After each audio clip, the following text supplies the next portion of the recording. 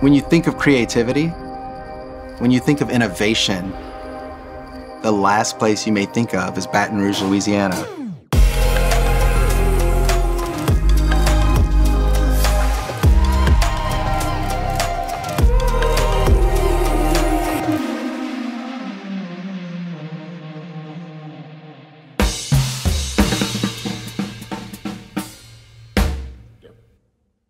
We're an underdog agency in an underdog state, and we love to work with underdog brands. My name's Jeremy Beyt. I am the co-founder here at 368 and the operating chief creative officer here at our headquarters in Baton Rouge, Louisiana. It's being underestimated that allows us to be so good, because we come in with a drive and an ambition that other teams may not have, and we work with brands who match that energy. To most people, we're a marketing agency, but we don't act like most marketing agencies. We love making things that are ambitious, uncommon, and creative, and we love using technology to make those things. We shy away from traditional advertising whenever we can. We try not to interrupt people with ads and things that they don't really want to see, and we try to give people things that they can use and have fun with and engage with and add value to their lives. Prior to Tim coming into our world, we were aware of no-code tools, but they weren't necessarily exciting or attractive to us. Then enter Tim. We'd been working on this project for weeks on end. It was a really complex homepage interaction, and it was a struggle. Here comes Tim, rolling into work his first or second week, and invites us over to his desk and says, "Hey, I just want to show y'all something I did last night." Opens up a complete replica of this homepage experience, fully functional, on Webflow. And in fact, it was better than the working prototype that we had done or that we were working on. And I think everyone on the team at that moment we were all motivated to embrace Webflow as a tool and to reimagine no-code as a component of our process. Hi, I'm Timothy Ricks. I'm a senior design engineer at 368 and an educator in the no-code space. So no-code to me is being able to build something without having to actually write the code. It's opened up a new set of tools that no one else had before except a very select set of people. That really allows us as creatives to have full potential to build whatever we want. It reduces that barrier to entry to where anyone can come up with an idea and spend more time and energy on the end product, really making sure that it connects with people, that it sets the right tone, the right emotions, because we're less worried about the technology or the how to do it, and we're more focused on the best way to make something happen.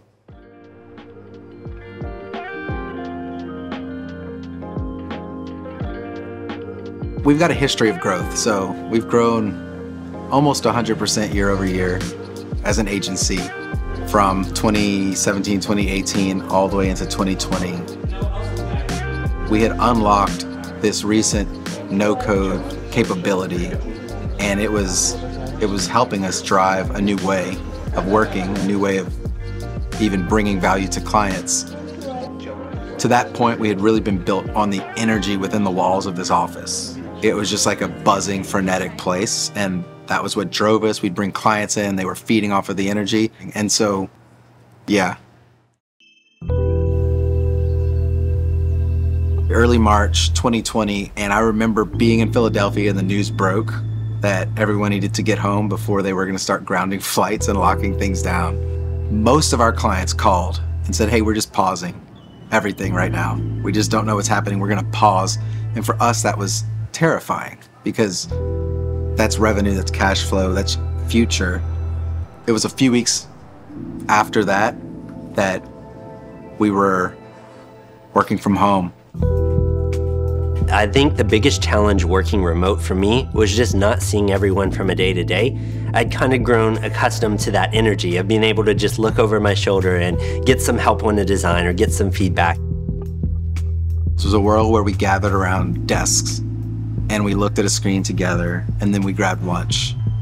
Suddenly, we're thrust into this world where you're on a Zoom, you end call, and you're alone again.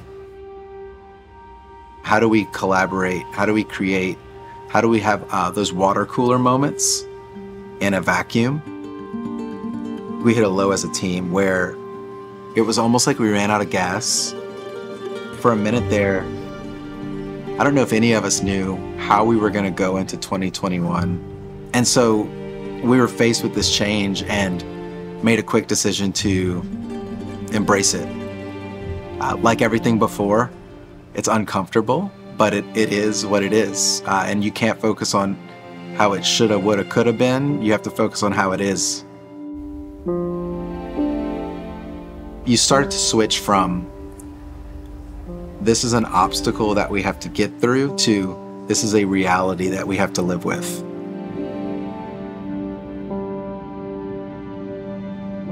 I think of it almost as there was a light at the end of the tunnel and that light almost went out. And when you hit that point where you're in the dark, you have to create your own light. We got together as a team and decided to create that light, or at least to try. My mom's a nurse, and she was in the hospital, and every day coming home and telling me how hard it was. And we just thought there has to be something we could do to make a positive impact for our healthcare workers who are really one of the ones feeling the brunt of this whole situation. And so we came up with our clever viral positivity idea, which was a play on the negativity of the pandemic and the virus. And we said, what if we made positivity just as contagious? We leveraged no-code tools to create a platform where people could go to this website and leave messages of encouragement, positivity for frontline workers that were public. Anyone could see, so it would catch on. We also added in a donation component where people could donate money. Actually, the way we did it was we partnered with brands. So instead of just giving people money and saying, hey, this will solve your problems, we took care of people. We did car washes, spa days, things like that. So we relied pretty heavily on no-code tools for viral positivity. The main one being Webflow. We were able to use other combinations of no-code tools to really make the experience so much more seamless, like the ability for users to like a message or the ability to reshare it or cycle through random messages, so that way it really kept the experience fresh. The interesting part about this project is that it wasn't a project. It wasn't scheduled in the project management software. It was pure grit and volunteer effort. And it seemed like everyone was involved. You know, everyone was hopping into these Zooms. People were throwing design work in, concepts. Kenny was on the front end, networking, building relationships, making phone calls, saying, hey, can we partner with this car wash over here? Can we partner with this food service over there? I think it was the one light in the darkness at that moment that everyone could grab onto. So it was a source of energy.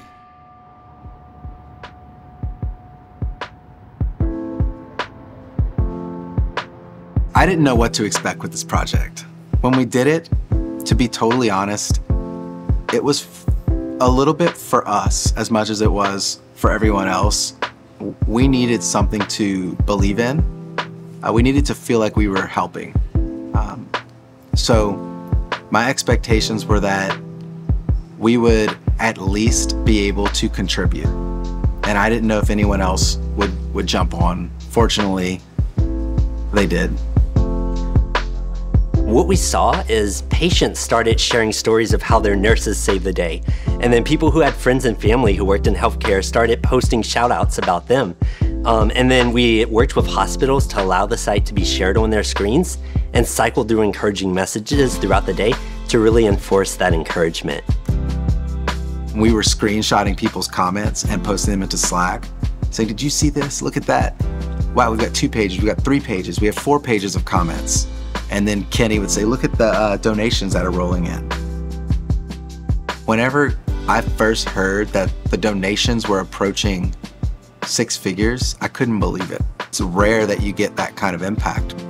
And then going through and reading the comments themselves, I mean, it was honestly emotional.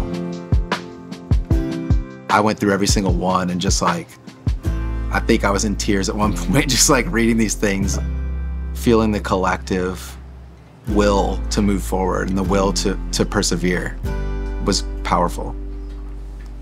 For people facing obstacles, facing change, something we say here all the time, it's from a book you may have read, is I'd say the obstacle is the way. In order for traction to happen, there has to be friction. So that obstacle, that change that makes you uncomfortable, that's the friction you can grab onto to move forward. So see it that way. Use the friction. I call it positive friction. So the obstacle is the way. For this project, it wouldn't have happened without no-code tools because it needed to happen quickly. It happened outside of process with limited resources. And we needed a way to get something interactive and engaging to the world quickly. As I look into the future, I see no-code unlocking creativity for everyone. We're gonna see awesome ideas come out of places that we would least expect it. We can already see what it's done for designers, being able to develop sites with very little knowledge of code. Imagine when that becomes accessible to everyone, the type of things that we're gonna see. No-code and low-code tools ultimately allow us to reimagine the possibilities on the internet, and we're excited about what the world will look like when we're done.